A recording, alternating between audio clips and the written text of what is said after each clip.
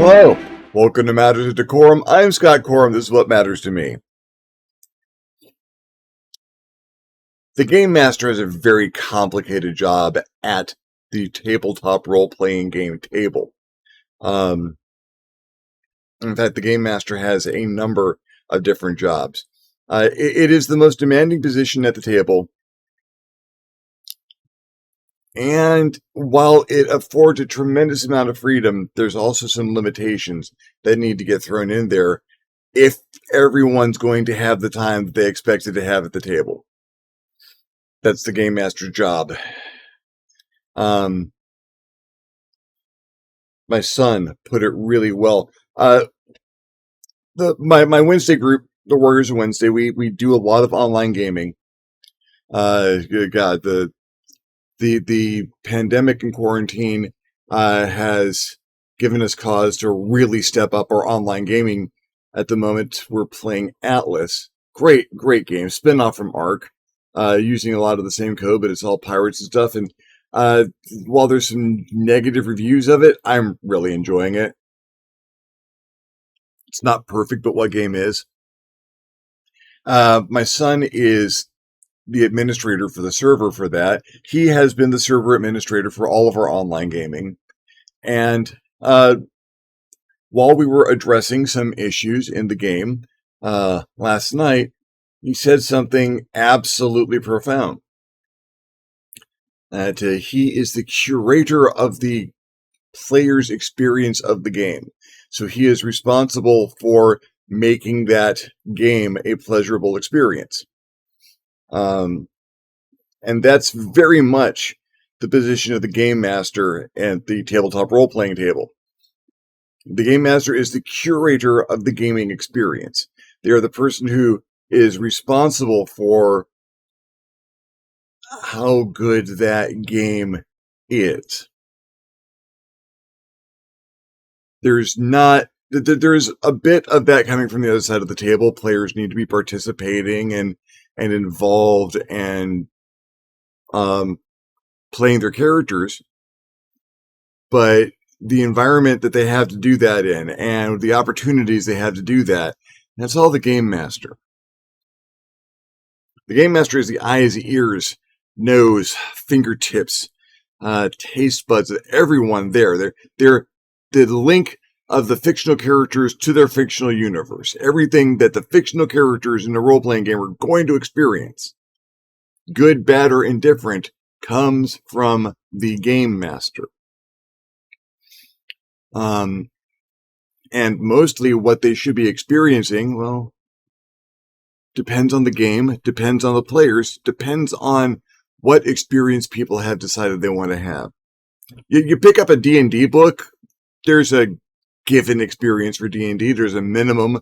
Well, I expect to face opposition, deal with it either through combat or guile, and as a result of dealing with it, receive a certain amount of monetary treasure and maybe some magic items and experience so I can increase in levels and deal with more difficult opposition. That's boiled down for a lot of role-playing experiences. Partially. And then depending on the Game Master, well, explore the world, maybe see what its food is like, see what the people are like, go out, see what it's like to shop in this fantasy world, what different opportunities, different technologies, different art styles. And I examine the textiles or the craft work over there, see if I can find new blacksmithing skills, see how the craftsmen do glass in this particular country. How is everything? There's no limit to what the Game Master can produce and can share. There are, however, limits to what they should.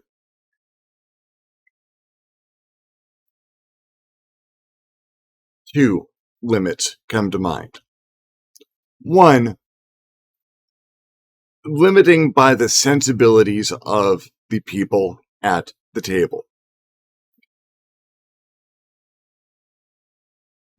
Because you can bring up any subject, you could bring up some salacious subjects, you could bring up some ribald humor. You could bring up things that are of a mature and adult nature. You can, heck, it's not my table. If you feel like it, you can throw some Rule 34 out there.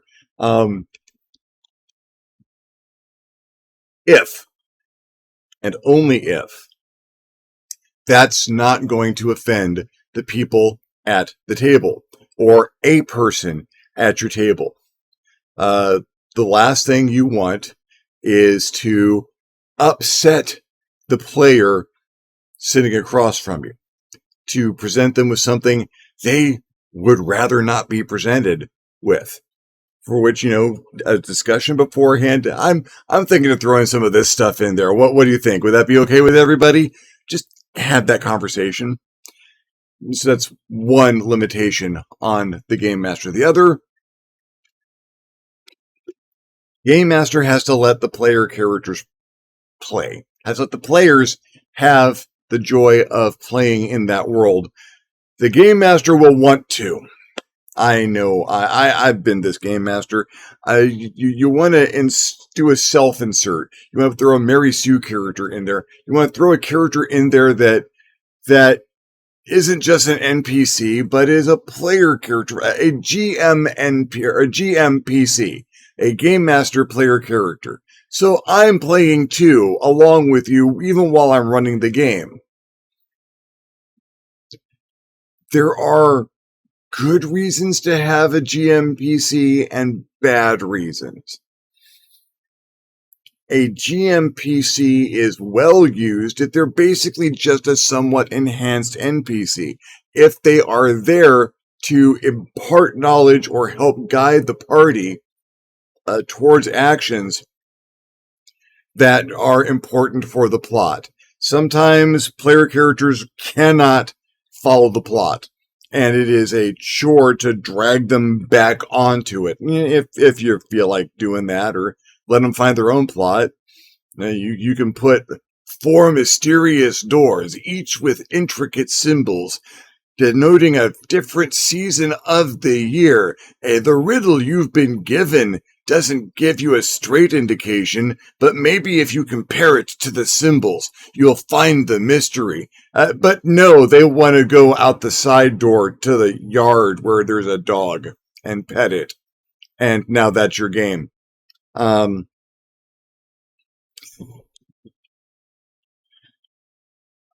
know people who would play a pet the dog campaign for years.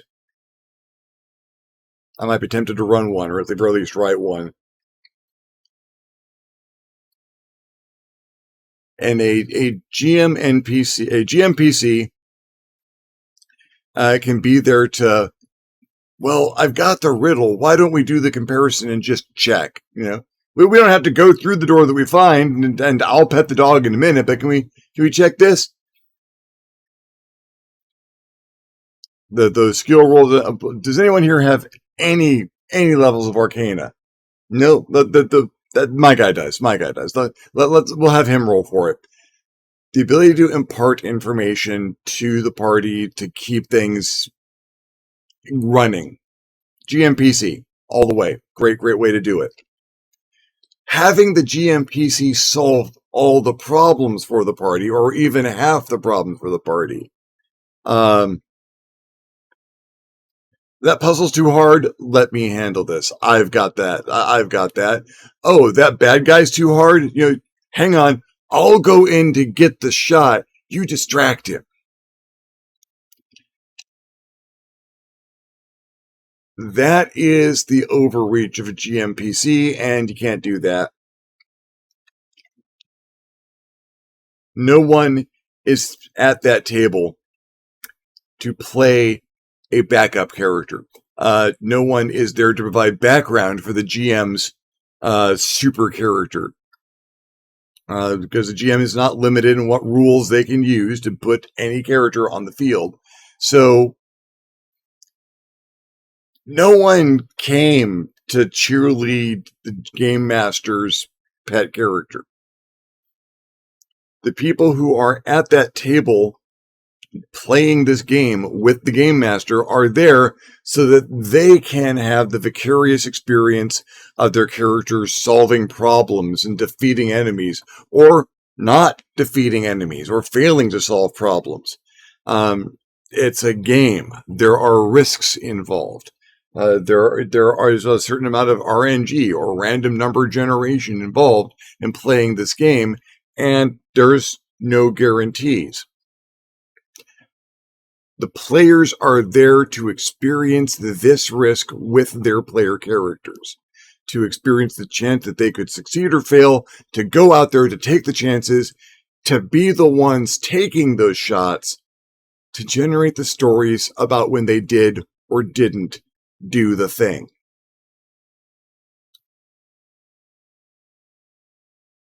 And the failures are sometimes better stories than the successes.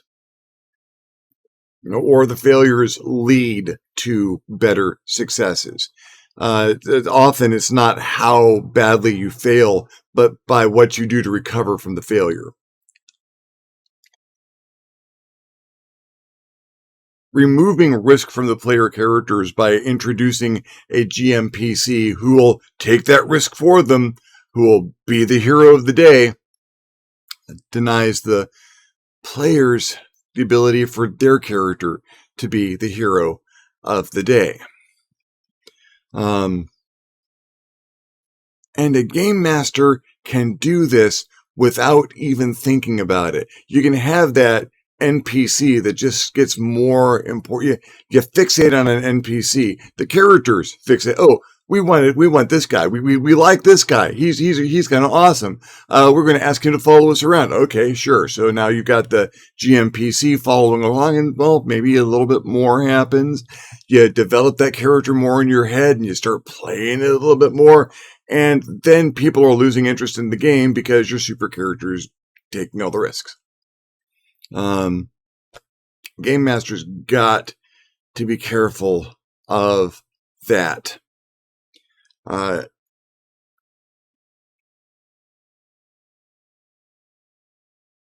Because the game master can come up with anything. There are no limits. It can be a star-spanning empire of robots and vampires traveling between the stars, conquering planet after planet, darkening the skies with their battle cruisers, and dropping down with their magical powered armor, their lasers and their beam swords, cutting a swath. And your second level D&D party is going like, what the hell? The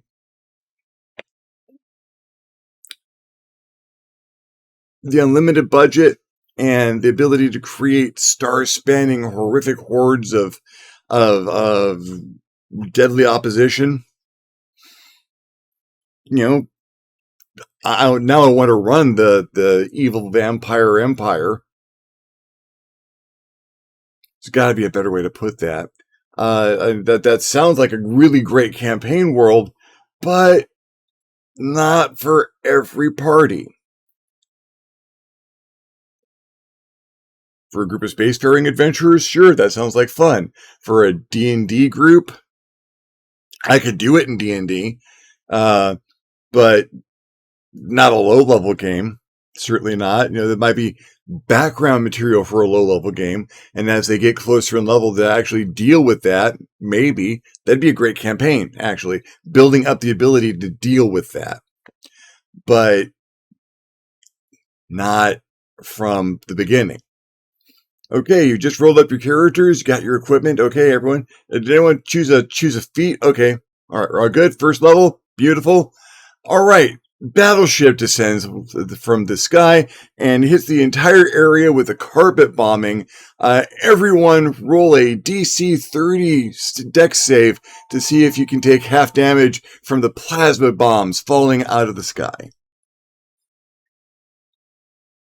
That's a rough game. That's a difficult way to start a campaign.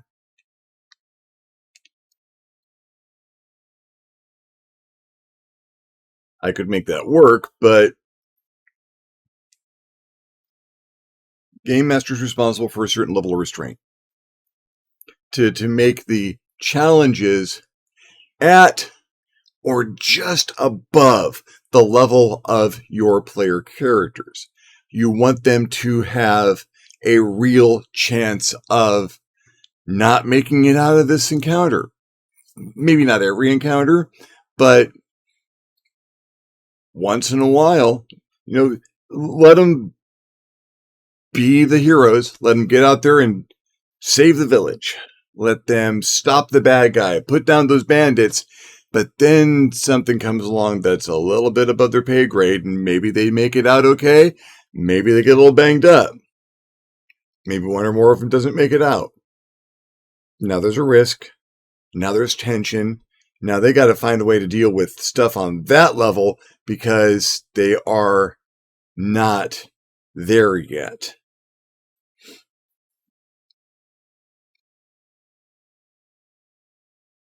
Putting in a GMPC that can handle that already is dangerous to that character's sense of accomplishment and progression.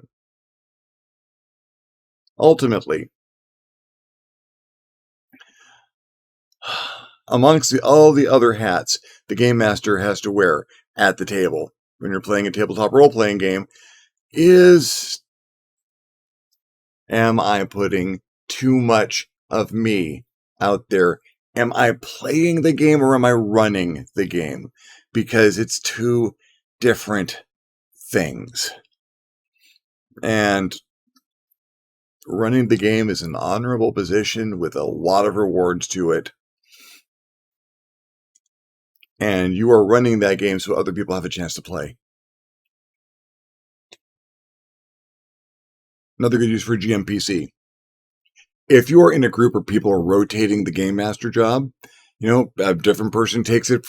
We did this adventure, now we switch, and someone else is doing it, and you go around the table. Everyone should have a GMPC because that's their PC when someone else is running. And the urge is going to be to have your player character maybe a little bit more able than usual when you are game mastering, and you need to not do that. Keep it just as fair and just as even, and your character doesn't get free benefits for the fact that you are running the game for the moment. It's a balancing act. And as a balancing act, like any balancing act, it takes practice.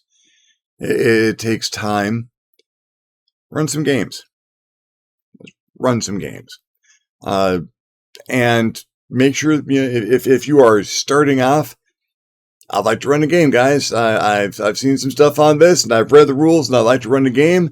And let me know what you think as we go along, because I could absolutely use all the advice I can get. Start off, let people know where they're at, where you are at, and practice. Your gamers down the road will thank you. Well, thank you for following me along in this particular ramble. If you liked the video, give me a thumbs up. If you didn't like the video, give me a thumbs down. Feedback is feedback. If there's anything else you'd like to hear me talk about, questions you'd like me to answer, subjects you'd like me to cover, leave me a comment down below. I will love getting your comment. You'll love leaving me one. If you haven't subscribed to my channel yet, why not? My channel is awesome. Go ahead and hit the subscribe button. If you do, hit the notification bell too, so you're alerted when my videos become available. If you'd like to help the channel out in a more substantial manner, I invite you to hit me up my Patreon page, www.patreon.com/ScottCorum, and consider donating. Absolutely anything helps. Allows me to make better videos more often. In the meantime, thank you very much for watching. I'm Scott Corum, this is what has mattered to me, and I'll see you next time with the next Matters of DeCorum.